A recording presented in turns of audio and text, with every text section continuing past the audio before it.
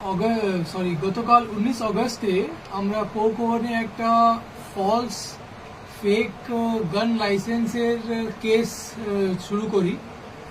ওই কেসের তদন্ততে গতকাল আমরা একটা লিড পাই যে কুলটি থানা অন্তর্গত একটা জায়গা থেকে আমরা একজনকে অ্যারেস্ট করি এবং তারপরে জিজ্ঞাসাবাদ করে জানা যায় যে ওর একটা লোকেশনে অনেকগুলো ফেক লাইসেন্সের একটা পুরো গ্যাং অপারেট করছিল।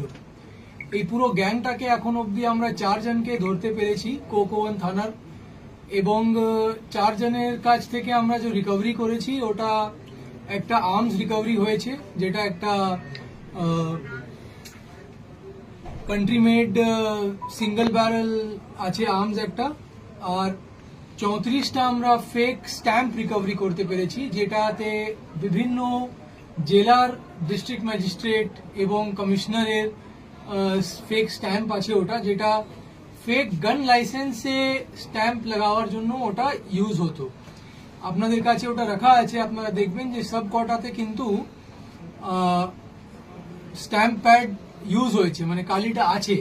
তাহলে সেটা আমরা জানতে পারছি যে এটা অলরেডি ইউজ হয়েছে, এবং 2টা গান লাইসেন্স ফেক রেডি পেয়েছি, রেডি কন্ডিশনে, আর 5টা এরকম বুকলেট পেয়েছি, গান লাইসেন্সের বুকলেট, যেটা ব্ল্যাঙ্ক ছিল। তাহলে এর মানে হচ্ছে যে এরা আরো এটা বিক্রি করার প্ল্যান করছিল। এই পুরো কেসে আমরা এখন অবধি 4 জনকে ধরতে পেরেছি।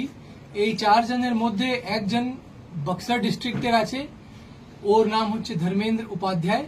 ও কিন্তু এই পুরো ফেক স্ট্যাম্প এবং লাইসেন্সের মেন অভিযুক্ত। এবং একজন আছে, তার নাম আছে বিক্কি যাদব। ও কিন্তু এই সব ফেক ইলিগাল আর্মস নিয়ে এবং সাপ্লাই করতো, সেল করতো। আর 2 জন আছে, রাকেশ বর্নওয়াল আর কৈলাশ সোনার, যাদের বাড়ি আসানসোল সাউথ পিএস এর আন্ডারে আছে, যারা